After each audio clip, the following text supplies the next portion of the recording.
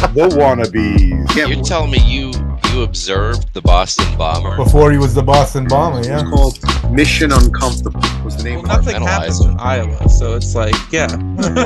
Where he's like, I'm not doing signatures anymore. Used to love. Not doing all that. Want to go on a ghost hunt? I'm like, holy fuck. It's like totally overstimulating. Oh my god. I'm sorry. Laudondo's tonight's big loser.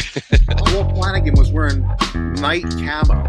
Like, That sounds pretty metal, yeah. yeah, it was Yeah, definitely yeah. metal. It was- That's the Yeah. fucking Ghostbusters. yeah, they-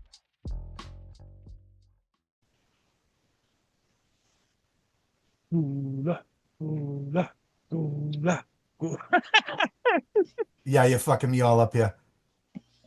Hello, and welcome to this week's edition of The Wannabeez. I'm your host, Nick Gula, and always in the beehive with me is John Van Hook Hey, everybody. and Justin Kyle. Yo, how's it going, you guys? This week we got a special guest with us, Chris Laudando. Hey guys, what's up? Hey. Yo, let's go, How you Wannabeez. doing? Chris, thank you for being here for the second time. Nobody Second knows time?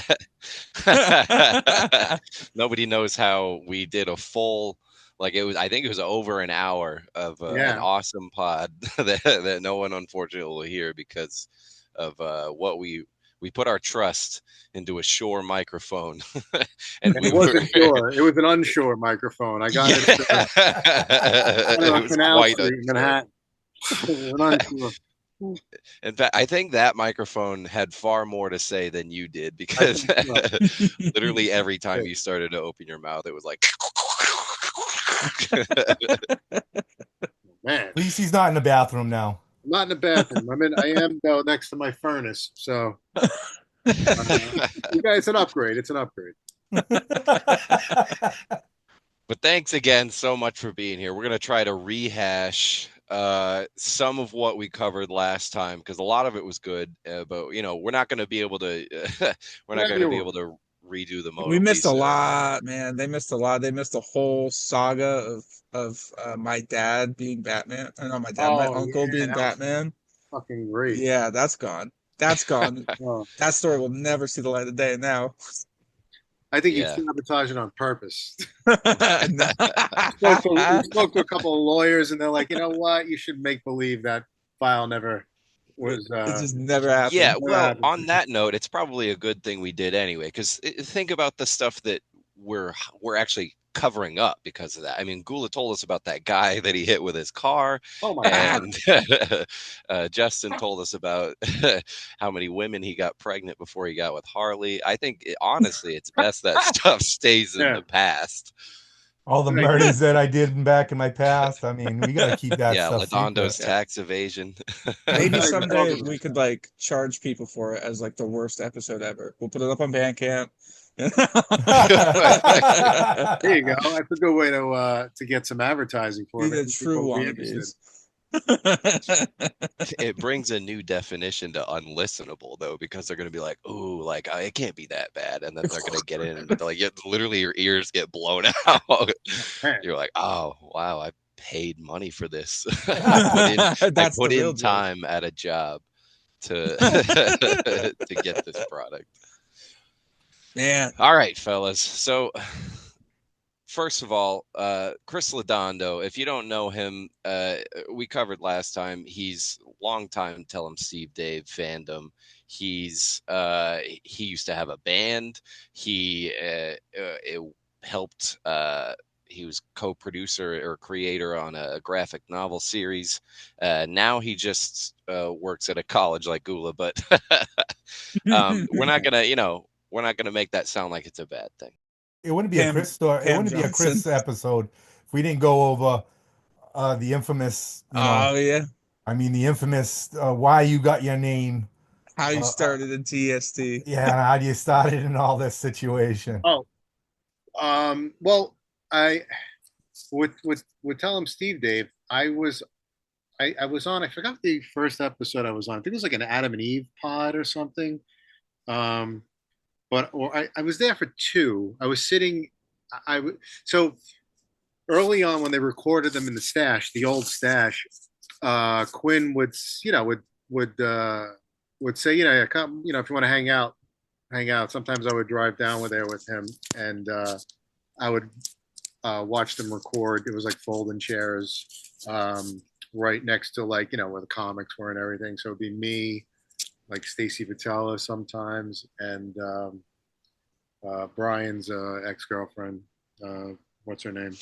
Suzanne. Suzanne. Yeah, Yeah. she would be there. And we would just like listen and stuff. This was before there was Impractical Jokers. This was before Comic Book Men. Um, Yeah, during within like the first 20 episodes, I think I yeah, oh remember yeah, you saying definitely. you were sitting in the back. During that time, though, I was still kind of helping them, the Tenderloins, with recording, making like sketch comedy videos and like television pilots. We did like a television pilot for Spike TV, which that was an old channel back in the day. Yeah, R.I.P. Spike. Is that even around anymore? No, No. I don't even know what it became. Like after that, Huh. but did a pilot for Spike TV where I was actually an actor in it, in a small part. Then we did another pilot that went to a film festival, like the New York Television Film Festival or something, which was like is like a big deal in New York. And I think from that, I think they got an agent or a manager from that or something. And then one day I get a text message from, I think it was James or Sal, saying, "Meet us at Quinn's today. We're going to try something different." And I was like, okay, I don't know what that meant. Because anytime I would get a text message from them, I would, to help with something, a project, I would always go. And there was a very rare occasion where I couldn't make it. There were like plenty of times, like if I come home from a long day at work and I was just exhausted. And like at the time I was living in my apartment building years ago, I would just be exhausted. And then I would be waiting by the elevator, and I'd sometimes get a text message before the door opened on my elevator, and it would say, like either from Sal or somebody, "Hey, can you help us out tonight?" And I would always say yes because I knew it was going to be fun. It was going to be hysterical. Anyway, fast forward those years, because those were a lot of years of making sketch videos with them that became like viral videos and stuff. A lot of fun comedy sketches. Yeah, I remember a lot of those. They were very Yeah, funny, very good times. A lot of stuff that never actually saw the light of day. That was really good. But so this day, I get a text from, I can't recall from who. Actually, it was an email. I got an email from James Murray. I actually have it saved though, still, and it said to come down, and we go there. And at the time, it was like reality television started to become like started to boom, like non-scripted television stuff started to like kind of take over, like the days of the great, like I guess sitcoms were kind of closing. I mean, unless you had like HBO or whatever, there was very few things going on at the time. Yeah, you had like Jersey Shore and like right Wars and stuff like that. This was Teen Mom. I remember. So, yeah. So what they did though, they took, because those were the things that were being signed for like deals with television stations. So what they did was they took that like model, but it used it with their type of comedy and created what would become Impractical Jokers. So I go there, and they have this van that I forgot, rented, or I don't know what they dressed it up somehow a certain way, and we shot all this footage on the premise of that it was supposed to be a talking van that like makes them do these like challenges, and like America chimes in, so like there'll be people like from all over the world like saying, giving them dares to do these things, and if they don't complete them, then they get punished, so they're like playing against themselves. So it was called Mission Uncomfortable was the name of the show. Oh, I kind of remember hearing about that. Yeah. That footage that we shot would become the sales tape after, I guess, a couple of different edits of versions of it, whatever. But what would become Impractical Jokers. So there was like a sentient like talk. You said there was a talking van. Yeah, it was a talking van. Okay, and that was like a Actually voiced by I think James or Joe. like okay. And Wow. that footage they actually showed for a few years at their comedy shows, like at Madison Square Garden, like all these big. Yeah, I seen it. I seen it. One of their first. I believe it was the first one that they did. I went and seen them at Foxborough, and they showed that footage. That's me. I shot that.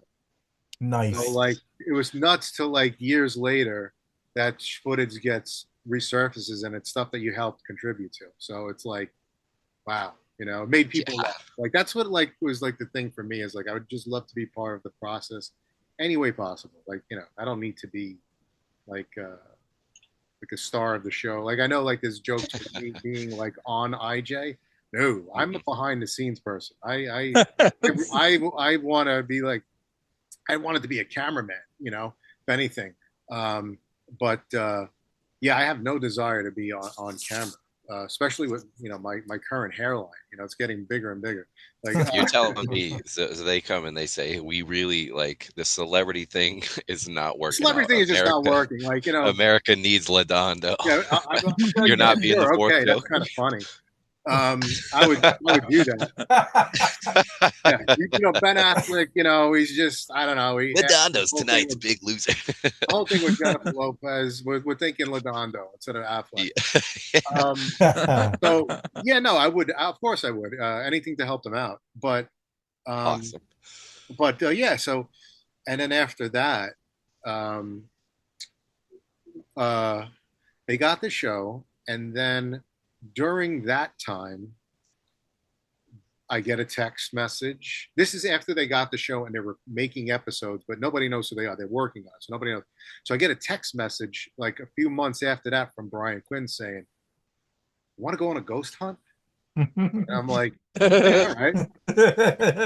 And so, and that would lead to the infamous Ghost Pussy name. But I've said it a few times before. I think it's been it on Tell 'em Steve Dave. But what happened with that whole thing was, so where they filmed, do you have any guys?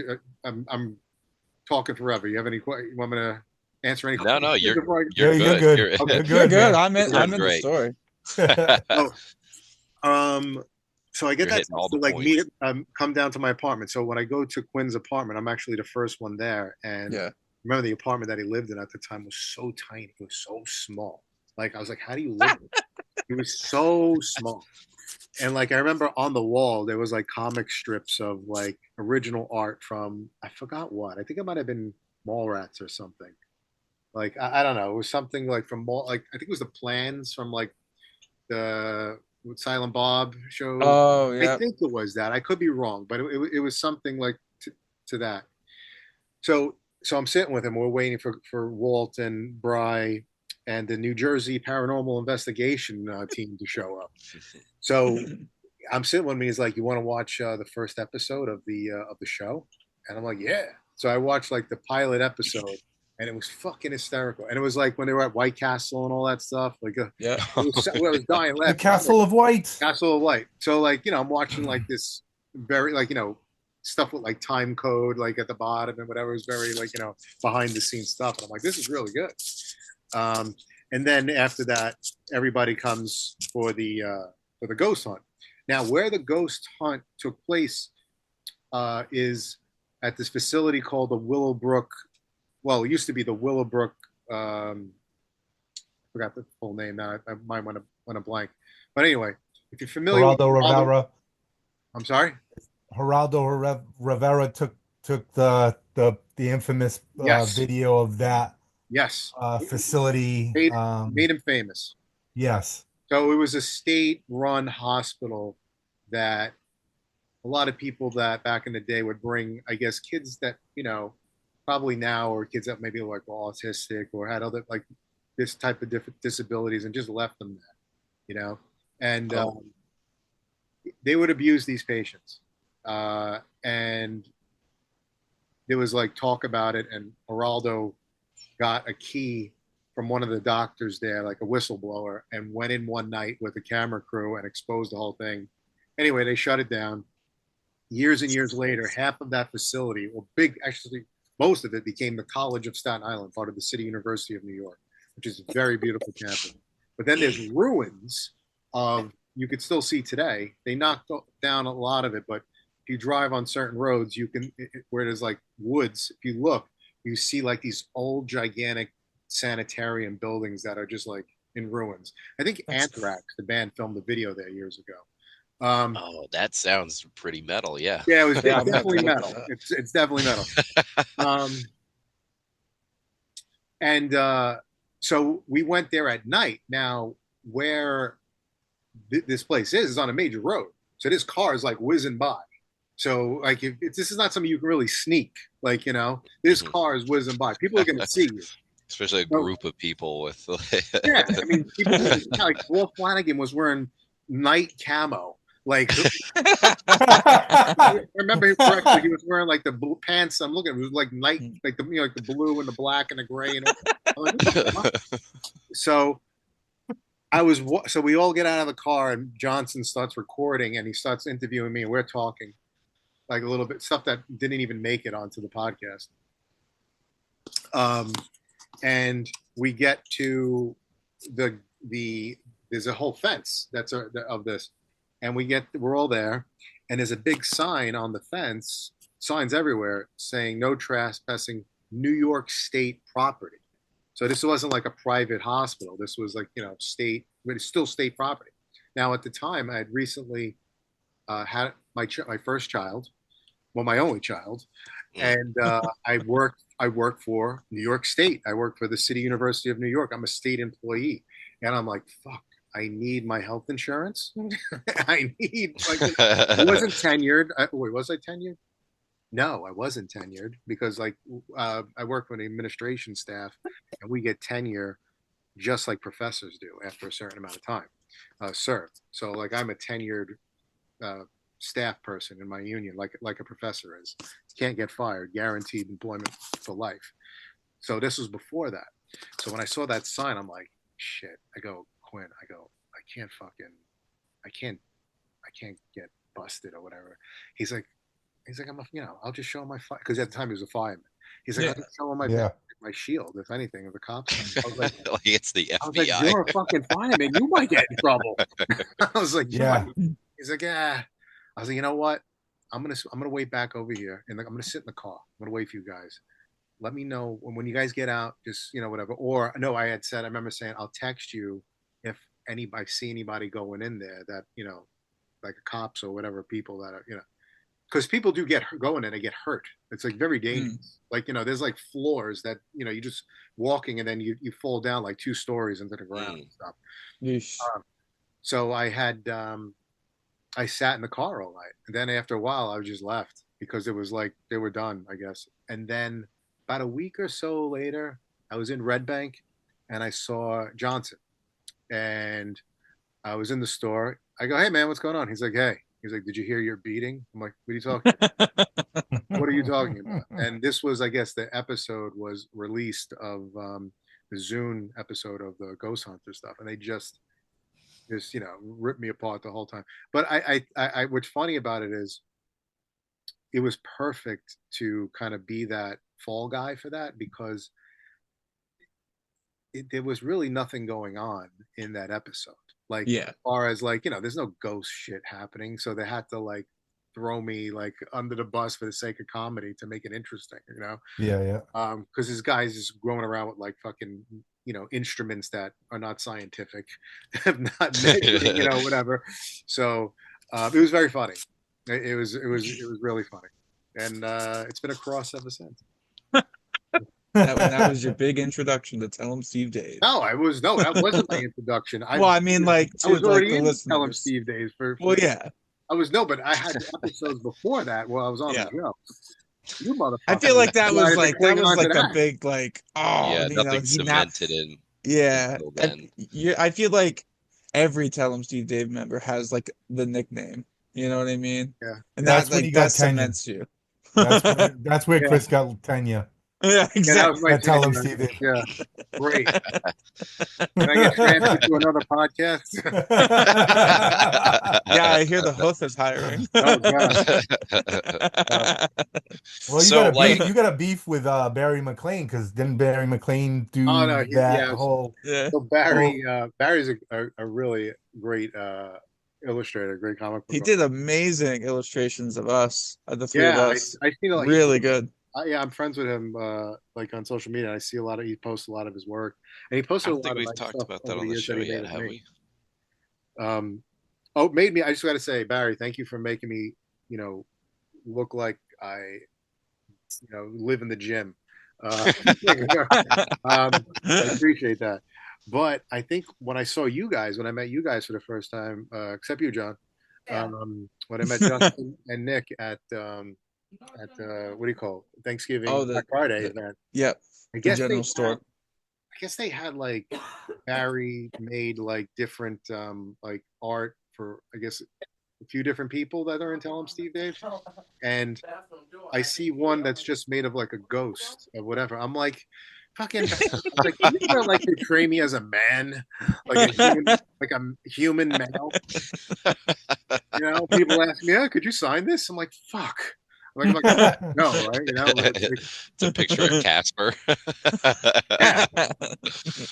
So when you go to these events and stuff, and people say the term ghost pussy to you or refer to you as ghost pussy, They do you don't. take any sort of offense? Oh, you don't get it at all? No, some very, very like maybe like one or two people, but I don't. I think because when they see me in person, they're like, "Oh, he's not a small guy.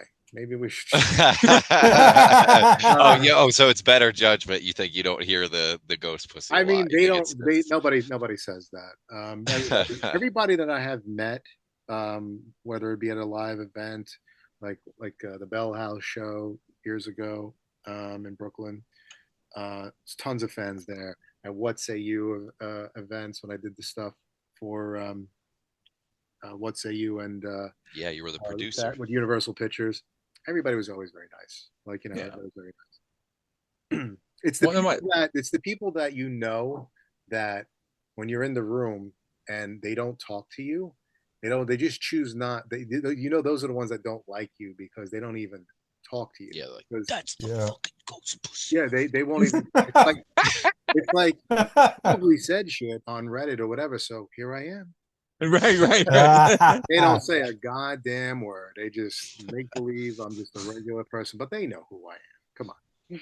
I get so fucking when I was at Black Friday, I was just like so overwhelmed. I'm like, Laudondo's right there, Michelle's right there, Give me a Get him break. is right there, Megan's. I'm like, holy fuck! It's like totally overstimulating. Oh my I'll, god. I'll tell you one thing. That event that I saw at you guys at, I was very surprised. First of all, a lot of people showed up more than I think the previous year on the Friday because I always went Yeah. at the Friday night. I This last one, I have to be honest with you, I did not expect to sign my name as many times as I did throughout that whole like weekend and night. It was crazy. I Yeah. thought it was like getting a mortgage or something. Like it was nuts. People ask me to sign shit. It's crazy. I signed the skateboard. I'm like, I don't even. What is this? I'm like, I did skateboard again? Like I'm Tony we Hawk got we now. got I we got signed your John. ISIS flag that you had me sign, whatever it was. Yeah, the ISIS flag, and then John's poster, and I didn't get one for Justin. Oh So yeah, that was he's another very thing. bitter. He's very bitter Yeah. about that. Yeah, that Yeah. was another thing. So like when I heard your show, the first how I heard your show, it was I guess after you guys went to that event, and I guess you did an episode about that. And I'm like, oh, let me listen to this event. Let me see if these fucks that I was so nice to had anything fucking Found them. made up shit. Because I know I was nice to these fucking guys. I'm always nice to everyone. Let's see if there's false propaganda going out there. Yeah. So I listened, and I think it was I don't know if it was you, John, or yeah, I think it was you. You were saying how Laudando wouldn't sign your thing. Just I'm like, what the fuck? I was like, you didn't even ask me to sign anything. Like Nick had me sign a flag. I'm like, oh, I got to correct this. Yeah, so what happened was Nick had a stack of posters that he was going around and getting everyone's signature for. and you signed one of three of the posters. So we always picked on John. It was like, oh, you're the chosen one. You got, he said You fuck got you to Chris. us, and he loves you just to make him feel special because he couldn't be there. Yeah, it made it seem like you were like a prima donna, where you were Oh, like, not "I'm at only all. Come signing on, give me a break. one." Like, Yeah. you guys ever see that video of Ringo Starr where he's like putting Yes. out like a PSA where he's like, "I'm not doing signatures I used anymore, to love. not doing love autographs." I thought he was having a Ringo moment. that's insane. Like, how could you? How? Listen, if you're like a famous person and like, just stop making art then. If you can't fucking deal Yeah. with your Yeah. customers showing appreciation for. Look, I've been in situations where I've been walked down the street with Quinn and Sal and them, and it's like the Beatles. Matter of fact, it happened in Boston one time when they played at the Wilbur Theater before they were playing like stadiums and shit. I went up to Boston to see them play and hang out, and we walked on what's that street? That's shopping street. I always fucking forget this fucking street. It's on. Where the Paramount is. No, Downtown not the Crossing. theater district. It's a shopping area, which is not too far away. Yeah, the Downtown Crossing No, it's where the Macy's are. uh, it's near where that bombing was. Ooh, Yeah. Oh, okay. yeah. Yeah. That was it. Not Tremont Street. Anyway, I've been to no that. I've been company. to that area where they have that little monument in the Yeah. ground. I was Classic. there actually the week after because I had a college fair at the time when I did college recruitment. I had to go to like a Boston college fair, and I was like, oh shit, I'm going into a fucking like I already experienced 9/11. I got to go into another fucking terrorist situation. Well, anyway, Yeah, you just gravitate towards yeah, it. I just gravitate all through. They just trouble finds me. Um, but, That guy actually went to UMass Dartmouth. I was yeah, in his room a week before he did this with his brother changing a light You were actually. cleaning pubes out of the light shade. Yeah, he's all the pubes out of the looked thing, at the changing his plans. You're light. like, actually, no. You wanted to get mass casualties. Just place it here. Yeah, yeah.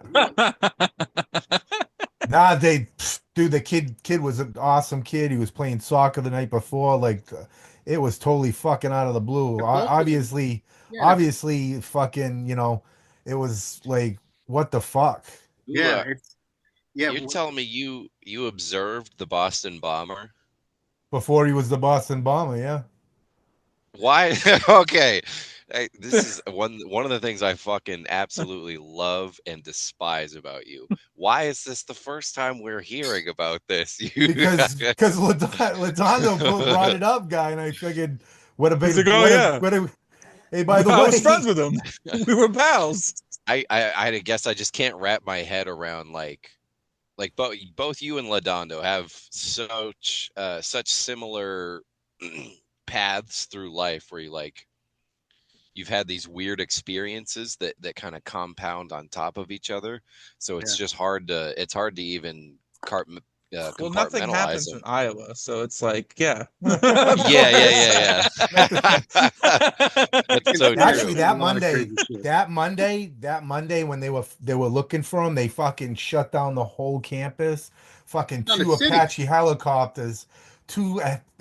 helicopters came in the front of the campus, and these dudes just jumped out, fucking rappelled down, guy, and Holy fucking shit. with fucking machine guns and shit. I was like, yo, they fucking we went they made us go down to like this one building, and then the fucking guy Yeah. came over. The FBI was like, "Get the fuck off campus. We're evacuating this whole place." Newberry Street. Yeah, there Newberry you go. Street. Yeah. I'm so glad you was that Right did next you to the finish comic story store. that went along with that? Well, it's funny you say that. The Newberry Comics. I've been to the one on like Massachusetts Boulevard or something, and then Yeah. by Harvard. Now they're like huge box stores. There was one in the Staten Island Mall. Wow. Yeah. I'm like, Yeah. whoa, where did this was like these were like these little record shop type places that had like cool bootlegs and stuff. Yeah. Yep. The only time I saw it was when I was in Boston. I was like, this is awesome because There's a all the great record stores in New York City kind of like shut down years ago. I mean, there's some here and there, but like we had the best ones. They're gone. So it was cool to see it still existed. And then I'm there's a like, huge Newberry Comics right here in Portland, Maine. It's huge. yeah, it's nuts. It's like FYE. It's Right, fucking exactly. crazy. And I remember telling the guy, I'm like, is this the same fucking place in like, yeah. I was like, when did this business model come about? It's like, yeah, it's a new thing. We're starting in a couple of markets. I was like, starting in Staten Island? I was like, let me tell you, grand opening, grand closing. This is a fucking island of failure. I was like, seriously, Grand opening, grand closing. seriously, don't. It's still there. I mean, but Staten Island is like the island of failure where dreams go to die. Anyway, what else was I saying?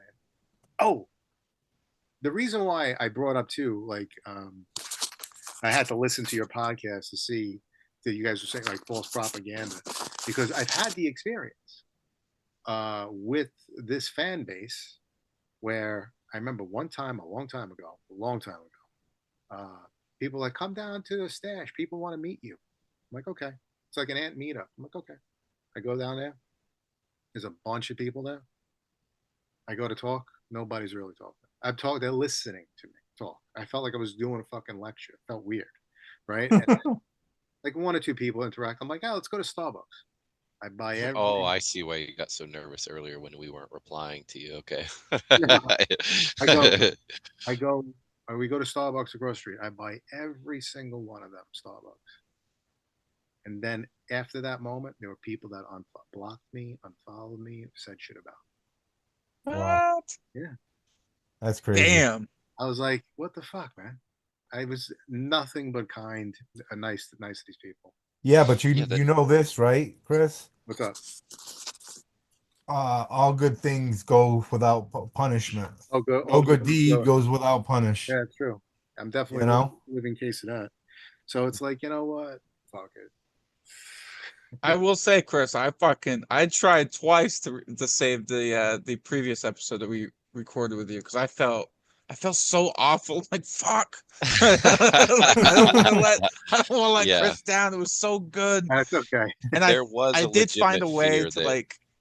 I found a way to like kind of edit around it, and then my fucking computer got unplugged, and I was just like, Yeah, fucking lost. Oh my god, it was terrible. I've been It was awful. Well, I told you the story on the last one how I was offered the writing to submit a writing package to the Impractical Jokers, and what happened to me.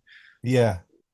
For those of you Yeah. that don't know, that are listening, that don't know this story, I've said it maybe I think once on my podcast when I interviewed James Murray years ago. So after I did the roast album for Quinn's 40th birthday, it were that was something that was really well received that I didn't think was gonna. How should I say? So when I got contacted to do the roast, it was like a week or two or less than 2 weeks before the actual show. Now, mind you, I never did stand-up comedy before. I've done improvisational comedy, the Upright Citizens Brigade, but in classes years before that. But I never did stand-up comedy, and sure as hell never did roast comedy. I'm just a fan like everybody else. So I get a text message from Walt saying, we're doing a roast for Quinn's 40th birthday. Can you come? I was like, sure. I'm thinking to myself, who dropped out that they're asking me? Like, so, Ben Affleck, they couldn't reach him that week. Right. They're like, Affleck couldn't make it. So I was like, all right. Now, at the time, I was working in the upper west side of Manhattan, not that far up, but like if you're familiar with Manhattan on the west side on 59th Street, Columbus Circle area. Yeah, I played Spider-Man. Okay. Yeah. I got you. Not too far from Central Park, from the gates of Central Park. Okay. So at that time, I was like, I was driving in. So I was like, what time do you need me to be there at Red Bank? I got work. I can't fucking take off of work that day. And it's like, yeah, we need you. Like I don't know. It was like 7 o'clock or something. I was like, all right. So I write that week. I start writing the roast, and I I'm writing it. At the time, I was working for What Say You podcast, and I was talking to Sal. I was asking Sal's advice, and he's like, "You want me to just write jokes for you?" I was like, "No, no, no, no. Like, I just want to know if I'm on the right track." So I asked Sal some stuff. I asked Jiggy some stuff. Jiggy's the Impractical Jokers Yeah, shout out opener. Jiggy. He's a good guy, but he's not a roast comic. He doesn't do that type of humor. Um, so I was like, "Fuck it, let me just do my own homework." Where I, I grew up watching a lot of the roast stuff with my grandfather, like the old Rat Pack type stuff, and some of the contemporary stuff, like up today, like the Comedy Central roast, whatever. But a lot of the inspiration for the way my delivery was actually from a lot of female comics. Like at the time, it was like Lisa Lampanelli was really big. Mm. Uh, who else? Was it Whitney Cummings was like kind of starting out on the roast stuff? Yeah. Yeah. Sarah Silverman. So it was kind of like a lot of like because a woman can just rip you to pieces. Like nobody will make you feel worse getting ripped apart than a woman. So so that was like an That's true. inspiration for me. Were actually female comics. So I'm writing. So every day I was writing on the Staten Island Ferry, and I'm not the one that likes to make revisions to my writing or my work. I'm very stubborn when it comes to that. When I say something is done, it's fucking done. Take it or leave it. Like I know that's not the right way to be. If anybody's listening, that's creative or whatever. Don't be like that. Don't be like that. That's just how I am. It's not the way to be. Um, but this was the first time where I started making revisions to my own stuff, and every time I did, the roast got darker and darker and like it got crazy. I'm like, oh my god, this is. But like I knew this was like crazy, but I was like, is this any good?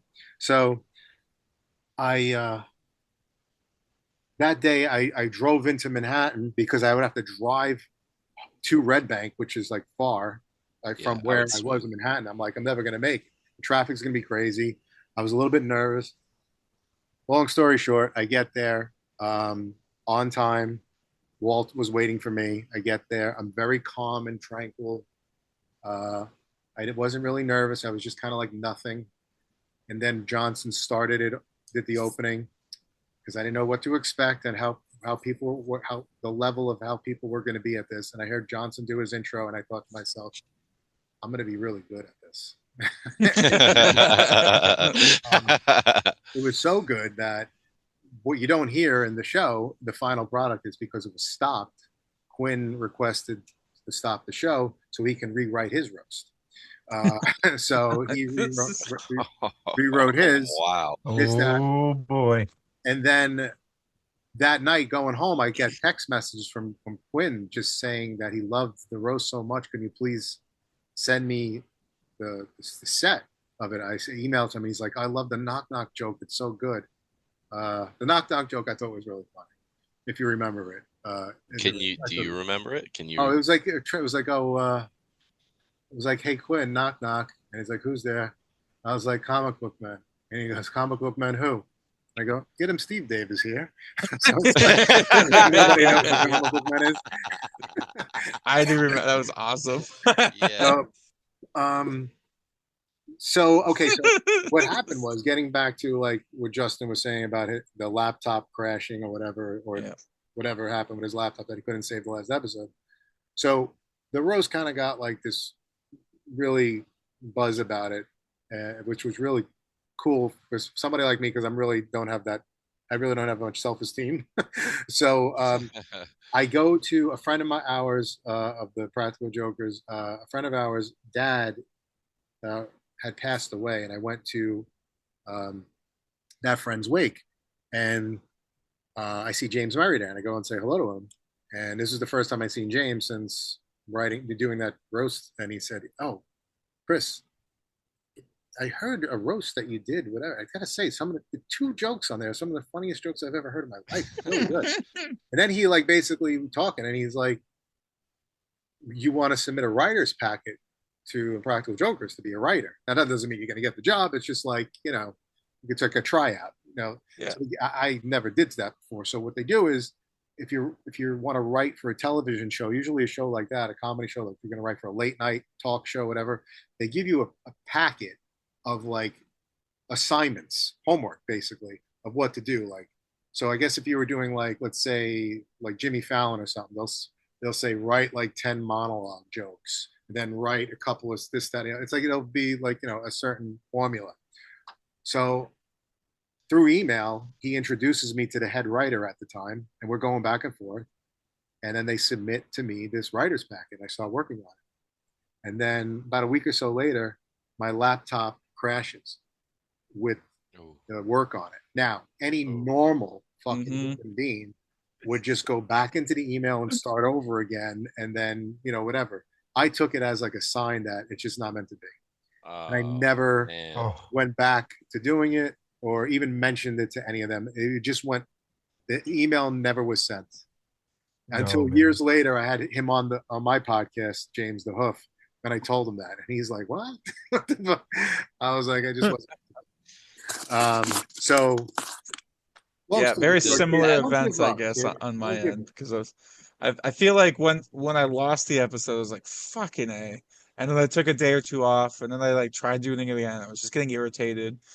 Like, is there anything on there you remember that you want to talk about again? Ah, man. I don't know. I mean, I do now, since we have you, I feel like the world needs a little bit SJW. At least I do in my life to kind of clear out some of the haze.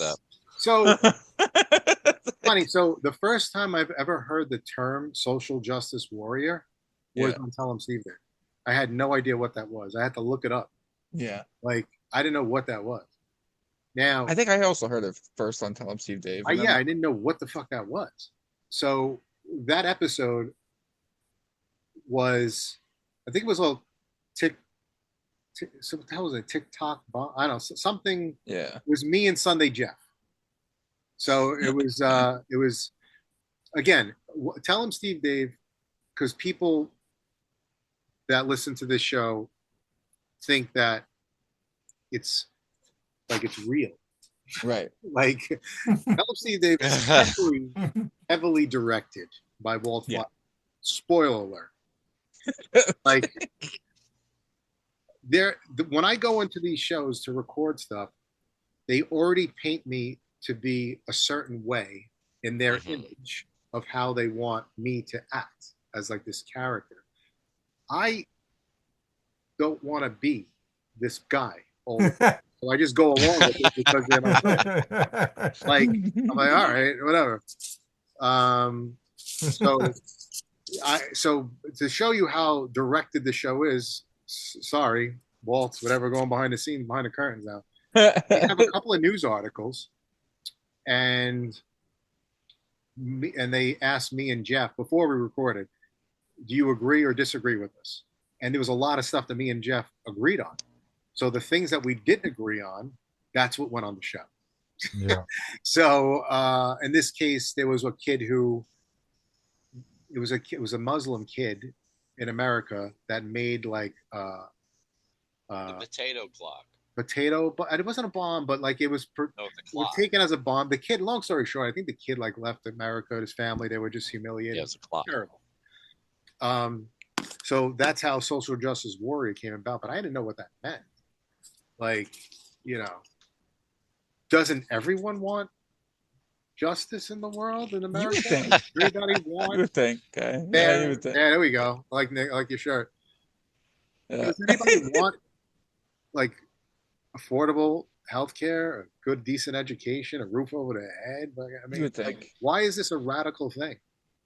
I'm really glad that Justin pivoted that way, because I was gonna try to find a way to do it myself, but I was struggling to, and he brought a perfect segue. But I guess what my overall question would be is I see this dynamic, and I kind of struggle with it myself and in the modern day, and I'm interested to hear how you think about it. So, as you've been painted in the Tell 'em Steve Dave world, you've been painted a social justice warrior. But as you were just describing, that like you find it a little bit like redundant and ridiculous, a little overbearing to paint it as this like this weird radical label to want such basic things in the life. So my question overall is, I guess, as you remain this quote unquote social justice warrior, do you find it difficult to continue to Be on the be show. outspoken about not be on the show, but be outspoken about that? Like, do you find it difficult to, like, of course you want to feel how you feel and remain under the values that you have, but do you find it difficult expressing that outward as time goes on?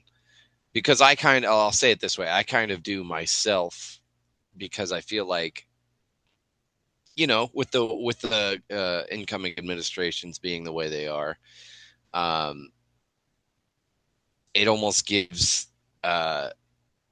I'm not even going to try to sugarcoat it. It gives the Republican side this kind of legitimacy that makes them feel like they have every right to do and say whatever is going on. So any kind of defensiveness I might have is kind of reacted to as like, I'm radical, I'm crazy, I'm just arguing to argue because I want to argue. So do you feel like you see a lot of that in the way you carry yourself? Like, do you hold back No, speaking up on things? no, no. And I live in Staten Island, New York, which is part of New York City, but ironically, New York City is a very liberal city, but Staten Island is the only conservative part of the city. Yeah, Uh, it's that little red it's pocket. a red. So to give you a little history on Staten Island was uh, during the Revolution loyalists to the British Crown. So they were fucking seditionists and traitors since day one.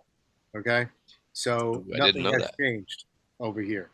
So they were on the side of the British. They were on the side of the Confederacy during the Shocker. Civil War. They Oh were boy. sympathetic to them. Um, they want to. There was when I was in high school. There was a time they wanted to secede from New York City and be just part of New York State, like a suburb, like Long Island or something, because they felt that New York City was ripping them off, whatever. But these assholes don't understand that the reason you then need a new police department, fire department, sanitation department, all municipalities, all that money that is in the pot from all the people that live in New York City, that's what pays for it here. And that's how why taxes are low compared to other places just across the river in New Jersey. It's like 30 grand a year for some property tax. Whereas I live in this house, it's a 3 bedroom, 2 level, like ranch or whatever it is, 2 level, and it's like $7,000 a year. I mean, I know you got Oh, fam. wow. Yeah, you have people that, because New York City, That's crazy. New York City, that's actually cheap. Yeah, well, yeah, that's what I mean. It's crazy cheap. Is that I never would have guessed. My friend has a house in New Jersey. He's from here originally. He's got a lot of land. He's in New Jersey, in northern New Jersey, and it's crazy the amount of money he pays for just for the property taxes. Never mind air conditioning and heat for the whatever all those other bills. But anyway, yeah. So I live in a very Republican uh, place, and I'm surrounded by in my neighborhood. I'm surrounded by Trump flags. In my Same. house, two doors Same down here. is Trump flags. My neighbor had this flag, this, that, and the other. I've had on down the street on the corner. There's flags that say during the time. I think they took those particular down. Things that say "fuck Joe Biden," "fuck your feelings." Meanwhile, the school bus passes that every day. So this is the type of people you're dealing with that Yeah, they don't like yeah. Christian and this, that, and the other, but like they have no problem with children seeing all this, crazy shit. Look, if you go back on this podcast, on the Tell 'em Steve Dave podcast, I've always was very critical about these type of people, and I like to see now on Reddit, everyone is finally on my team. But when I said it, I'm the asshole. I'm the this, I'm Right. the weirdo. I'm this, that, and the other. But you look on Reddit now, tell them Steve Dave cares. They're people talking about fucking canceling their Patreon if they're from Canada and all this crazy shit that whatever. It's like I've been saying this since day one, bro. Yeah, But I'm where the you weirdo. should be a pioneer they look at you like the guy with the cardboard sign that's like says this is the end is near. Look, Shit like that. look. I, there's good people everywhere, right, in this country. I've only been to up and down the Northeast. I've been as far as north as Massachusetts, as far down as like Fort Myers, Florida. As far west, I've skipped over them. I've been to some places in the Midwest. I've been to Ohio, Indiana, Kentucky. Uh, Yeah. I've been to Arizona, Nevada, and California. That's like my limit of like United States. It's a big, beautiful country. There's great people in every state. I think a lot of it has to do with that you fear what you don't know. So if you know, Yeah. I think there should be like programs where, like when I was a kid, there was a book called The Country Mouse and the City Mouse, and it was like the country mouse dreamed of being in the city, and the city mouse dreamed of being in the country. They kind of like switch roles. I think to really get to know each other in this country is like, guys, come to New York. Like you're fucking you're from the South, and you're really conservative, and you know, or this, that, and the other. And you're always when I talk to you, say, is it? Oh, you work in Manhattan? Is it safe? Are you scared? I'm like, fucking fine. It's the safest city in the world, major city in the world. It's great. I mean, I get bad people. That's it. There's bad people everywhere. But like Manhattan is like when I hear people talk about Manhattan like crime. If they only knew what it was like when I was growing up as a kid, it was terrifying. When I was a kid and going to Manhattan, it was terrifying. Now, come on, nothing. Do we have crime? Yeah, but nothing compared to what it was. So it's like the news tells them like one thing. Certain news, their algorithm tells them a certain way to think and whatever. It's like break that. Come over here and see for yourself. It's like, and then people be like, oh wow, you guys like clean water and like your friends and like food and like pizza and like this and that and like family, and it's like, yeah, dude, we're the fucking same. It's like You're definitely right, because it's all about like the way people from, like, I'm in the Midwest, the people from here would look at the bigger cities, especially the ones on either coast, and they just imagine the average person walking around is like head to toe Nazi gear, or like head to toe a thug with like an assault rifle or something. But it's just like, in reality, you can't judge a book by its cover, and you shouldn't judge a book by its cover, because evil isn't based off of like what you see, it's based off of actions. So right. like all these people, a huge city, a huge amalgamation of cities and villages like New York, there's going to be so many different people that if you look at every single person you pass by as if they're the devil, or that's the person who's going to mug you and gut you, then you're just going to be like a Yeah. chihuahua, like a Don't live frigid, under a rock. shaken person. Yeah, Yeah. you're missing out on a lot of great things. I love cities. I don't care.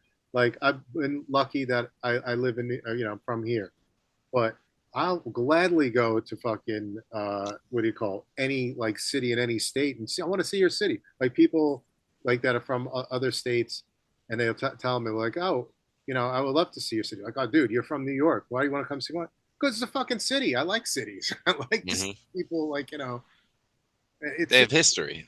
yeah, history, and it's just interesting. I love it. I mean, in rural America too is beautiful. I mean, for me personally, though, my personality, I'm very like nervous type guy, and still spoiled with the New York minute. Everything's got to be like quick. I wouldn't last very long living in a rural area, but I can appreciate a rural area. I mean, that's where my fucking vegetables come. I'm a goddamn vegan, Yeah. so it's where the food comes from. So, yeah, like Montana looks absolutely beautiful. Do I want to live in Montana? Hell no. There's a lot of snow up there. Yeah, and one thing that I noticed about like when I recently went to Massachusetts, because like I'm from Iowa, I haven't experienced a lot of stuff like that, and I'm going to use this kind of as a way to pivot it to Gula over here, because he has not talked nearly enough in this podcast for you. Yeah, what's going on? But one thing that I did not have any concept for was the huge population of Portuguese there is in the southern Massachusetts area, and just Massachusetts overall. And I really just like everywhere we turned, it was like they're Portuguese. This place is Portuguese. This is a Portuguese. This and that. And I was just like, oh wow, okay, all right. I never would have guessed that there would be this level of diversity Mm. uh, going through it because you just don't see that kind of stuff out here. Come to the East Coast, man. There's a diversity. It means every We goddamn. have it all the way up from here to Boston. Yeah, We've, Cambodians, Haitians, Portuguese, Italians, Irish. I mean, Mexican. he's gonna everybody under the sun is around here. It's Yeah, funny because it's funny because like Tom Holland's he was like, "Oh, I'm gonna come to Boston, guy." I don't think you want to fucking do that, guy. We are very big. We're You're not talking assholes. about Spider-Man, right? Yeah, Tom we're Holland. not. Nah, the borders The guy, the ice guy, guy. the ice Yeah. guy. Yeah. He said he's coming to Boston. He's bringing hell. I don't know if you know this, but we live in hell up here, guy. And you don't want to bring that up here because we're fucking nuts, guy. We fucking protest when we fucking win. yeah. You want to bring that up here, guy? It's not gonna fucking end well for you, brother. See, this is Tell you why, that much like, right now. when I think about like America and like places like Boston, and I go up to like Boston, out Massachusetts area, that's where the fucking country started, right? I mean, you could say yeah, New York too, and Philly, whatever, but Boston is where like um, the people there that live there, they still have that fight in them. Oh yeah. Which I don't really see that much in New York anymore. Maybe because of where I am, like in Manhattan, where Manhattan's like people. It's an international city, so it's people from all over the place. But when you go to like a city like Boston or a suburb in Boston, whatever, you get guys like Nick Oh that yeah. are very like Every real. day, every fucking day, we're I up love it. there fucking protesting. We're at State House. I was there. I was there 2 weeks ago protesting the federal ban and all that shit and the doing all that for education. I'm always up there. You have to be. I mean, Yeah. this is your fucking life, and they don't really realize it. Yeah, okay. There's two crazy things that the people haven't realized at this point, right? All those people that they fired, guess what? They have masters and doctorates, probably a couple of them, and they probably got and a bunch of stuff that they're gonna take your job at this point because they're highly qualified for their jobs. Mm. And the second thing is, where is all that money when that money's not being spent? Guess where your GDP goes, guy, in a country? It goes right to the bottom. And then when your GDP and the amount of money you take in is not enough to what you're spending, that's where your fucking deficit comes from. So they don't realize the situation that's about to come ahead with this administration, and people are gonna fucking find out real soon. It's gonna be crazy, And you know what, Nick? The people are going to get hurt. crazy. The people that are going to get hurt the most are the people like that live in places like in Johnstown. It's like a lot of small town America is going to Yes. Oh feel it, yeah, unfortunately, and a oh lot of yeah, these people that voted for Trump.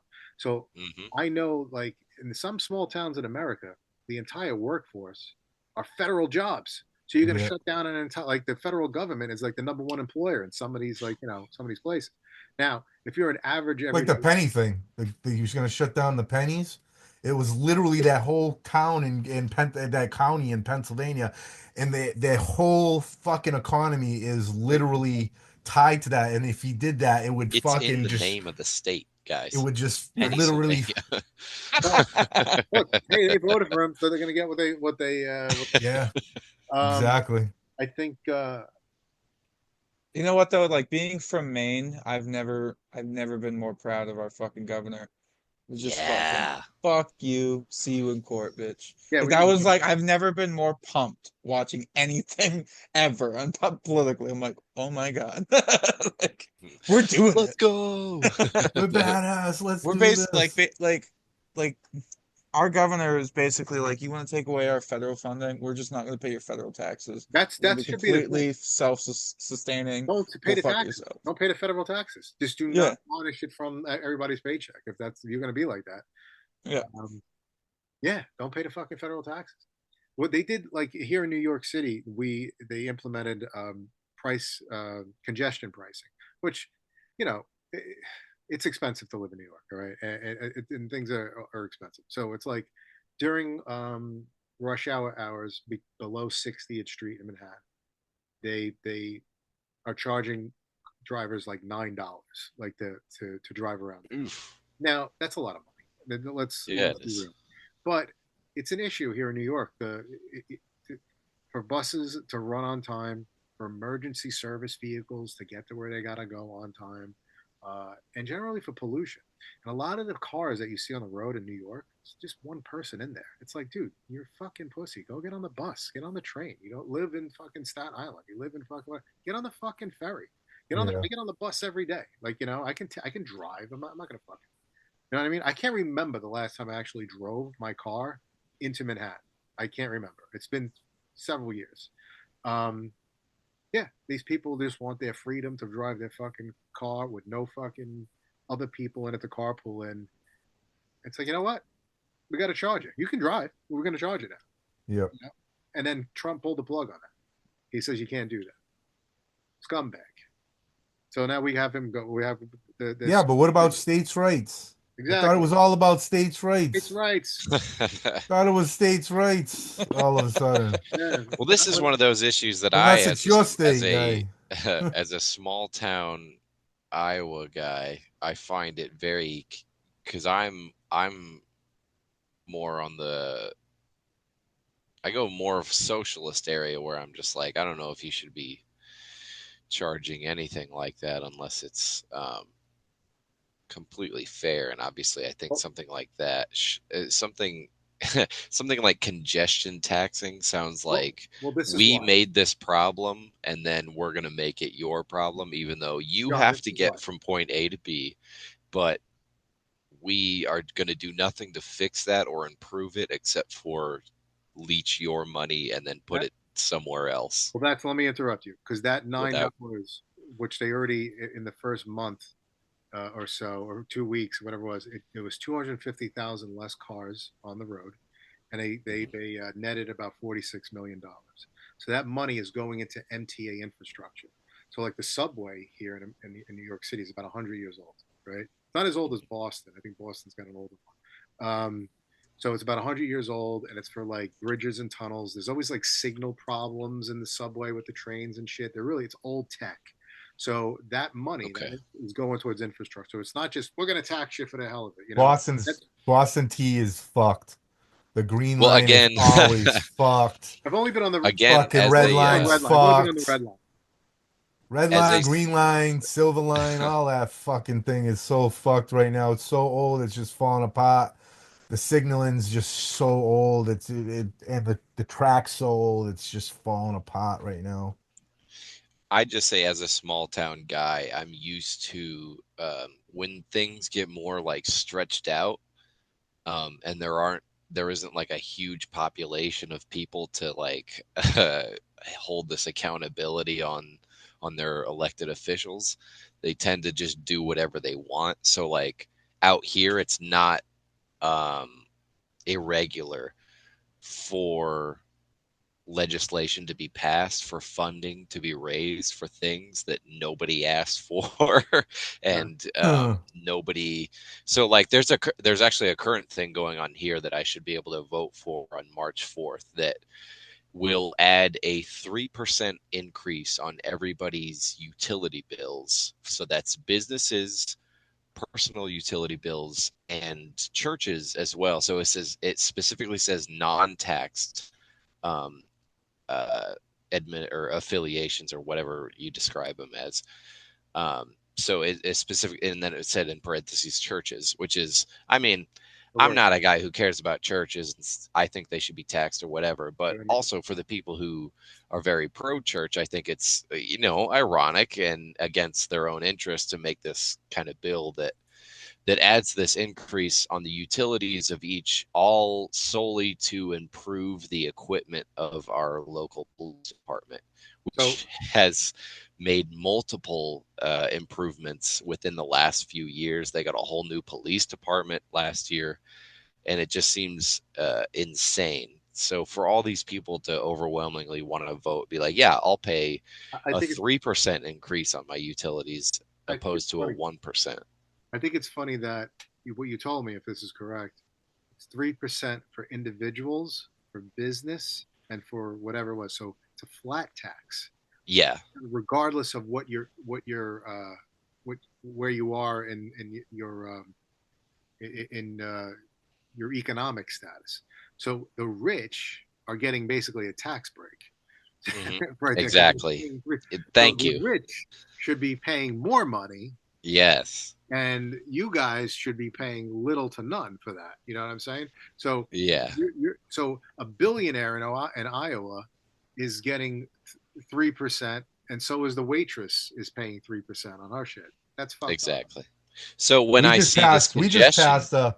We just sorry. passed legislation that takes 4% out of somebody that makes over $1 billion, and that money goes to education and transportation, and it only can be used for that. And everybody said that they're all gonna fucking leave, and sure enough, they didn't, Yeah, because this is where all the talent is. I'm right. sorry to tell people, but this is where the talent comes from. This is where all the education is.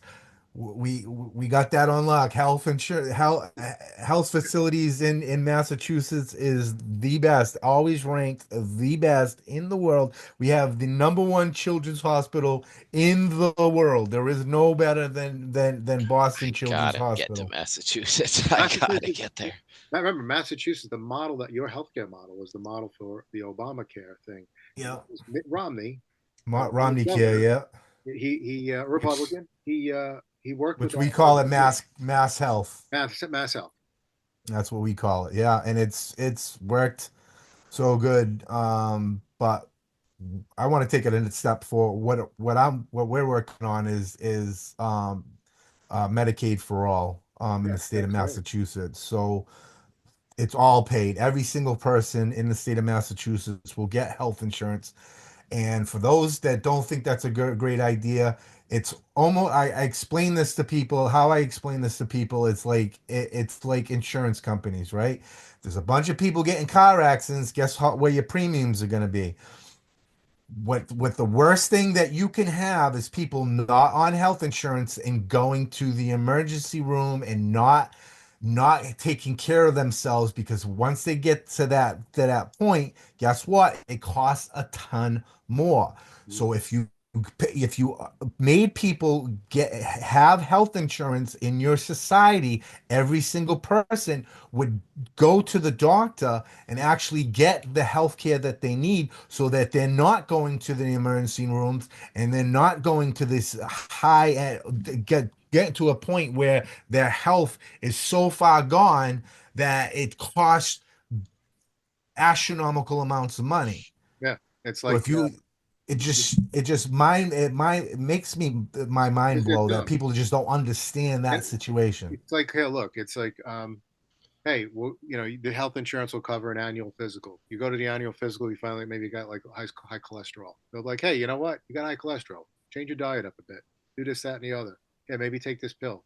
So you don't fucking get a stroke or something, God forbid, and then it costs so much money to get a bypass surgery and this, that, and the other, put a stent in, and it's like hundreds of thousands of dollars of fucking of medical debt when you could have just fucking laid off to fucking Dunkin' Donuts.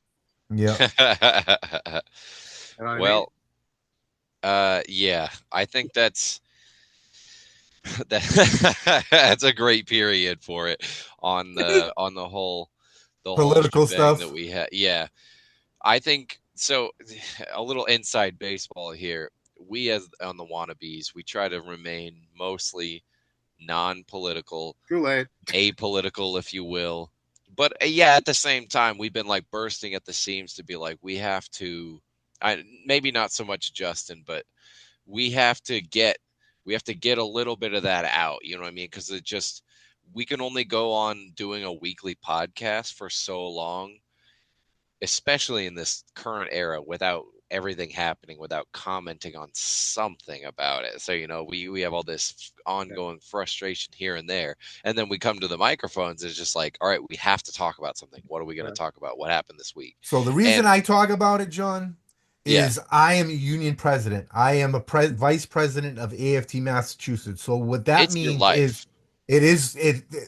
politics is everything the thing. I work for the state of Massachusetts. So guess what? Where my raises come from, where all of my money comes from is the state of Massachusetts. It's inherently political my whole entire life. So Dodging it is hard. trying to not talk about my entire life on this podcast up to 31 episodes it was Yeah. very I, difficult. I think I just wanted to throw that in there. I think too to remember people that if you're listening and you do not share the same politics as myself, Nick, or John, I don't know these guys, but they probably agree with me. We want you to be healthy too. We want you to be Yeah. happy too. We want you to be, in a place where you can take care of your family, this, that, and the other. And we just believe that these are the ways that we all can do that together, not by having like, only only the very rich, get all these benefits and this, that, and the other. We got to do this together. Like, it's we shouldn't be like beating each other up online or in person or this, that, and the other. We we all have a lot more in common than we don't have in common. So I just want to We're make all little ants. We're all yeah, little we're all ants. bees. We all You know. we if you see something out, you see somebody Yeah. that needs hurt or whatever, you're not going to ask them if they're a Republican or a Democrat. You can fucking help them. I've been on the strike line with Republican and thing at that moment in time. If anything you can relate to, losing your job. All Yeah, right. We all have experienced losing a job. It doesn't matter if you're a Democrat or a Republican. You've all been there, been on strike lines, been on where you're not getting your paid. I mean, start there at least, right? This is crazy right now. Yeah. People need to have a job and be able to and a good job and for a livable wage where they can afford to be in the neighborhoods that they work in, not 3,000 miles that you have to drive to get to something, a halfway paying thing, a job. So like if that's not the case, then I don't know what we're doing in this world right at this moment. We might as well just give up. Well said. I have a bee fact. Ooh. ooh, It's a little bit of like a sub beef fact. It's a continuation of, I believe Gula brought the original beef fact, in which he said that bees, I think he said something along the lines of like bees are social insects that make collective decisions, and their decisions are very much compared to like human democracy. I think he said a bee fact Yep. a lot like that. Yep. When So to find the new queen is born, the old queen goes out to find a new hive. They mhm. they go out and they send out their scouts, and when the scouts come back, they vote. All the bees that are left with the old queen, they vote where they're gonna go, in very much like democracy, like we have in the United States. I got USA, Okay, perfect. USA. So my extension of that bee fact is that when that voting process takes place, only the female drones are the ones that make that decision. The males are excluded entirely from that. So only, when Beyonce says that girls run the world, I guess she wasn't kidding, because because because the males don't have a choice in the fact, which is, I Nice. don't know, take it as you will, but I think that's kind of interesting. Yeah, that we're stupid. We're Maybe they stupid. figured it out. They know If something that we don't. 100% of wars in the world have been started by men, so take it as you Facts. will. My wife is just fucking on the side of me. She's going, yeah, damn right. The fucking right. Hell We're yeah. not- Fist in the air, Samantha. Chris Oh, Laudando, Yeah. this has been such a fun fucking episode. I'm almost glad the first episode was trash because I had so much fun with this. Thank you Yeah, so this is much way better. Thank you. for Thank coming you. back, I appreciate it. taking time out of your busy schedule. Yeah, it's all right. No, you're busy. Dr. Shut Writing. up. You're busy. You're a busy bee. I'm busy. You're busy Yeah. writing and Busy writing. painting and No more you painting, know. I haven't painted, but writing, yes. he's gotta freaking get those students in the door, asses in classes. Right, guys. We need to fucking keep the lights on. Can I say one last quick story Please, regarding I wish you Unity? would. Yeah. Sure. So last week, I get on the bus, express bus, and I get over the Verrazano Bridge into Brooklyn. We're going into Manhattan, so you got to go into Brooklyn first. And all of a sudden, some woman is making noises and pointing to the sky, like I thought it was a crazy person, right? Somebody being crazy. She was sitting right next to me in the aisle next to me, and I poked my head in to see what's going on, and she was having, I guess, some kind of seizure. And everyone on that bus, for the most part, got up and tried to help that woman. We didn't know who she was. She was a 20-something-year-old girl. And I can tell you the bus that I'm on, Staten Island, a lot of Republican people, whatever. Nobody asked her nobody asked anybody what their politics was. Ma'am, who did you vote for? We got, yeah. We're not We all stood up. Not gonna help. We all stood up and comforted this girl. They pulled the bus over. The police got on. It was a whole big thing, and she was okay. But it was scary to see. Nice. Sure. But she's she's okay. But everybody did that. Together. Can solve problems together. Yep. Definitely. Be cool. Shut the fuck up. Buzz, motherfucker.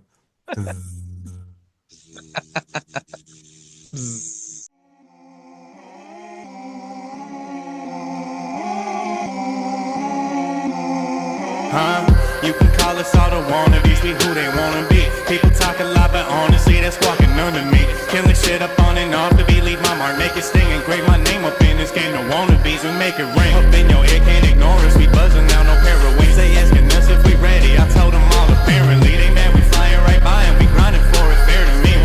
Wannabes everywhere, just go take a look and see. This ain't no emergency, but black and yellow bumblebee color caution tape round his body. Now the whole block heard of me, talking like they murder me. Pop out every mouth, no Febreze. Can't up on the barrel, silent and deadly when I'm a squeeze. False claiming the wannabes, you'll be begging, you wanna breathe. Everybody underneath me like 3D, we popping out. People wanna be me, ain't easy, ain't talking down. I made it here, no degree, no leaf speech, no cabin gown. Still got racks like they freebies, spend freely.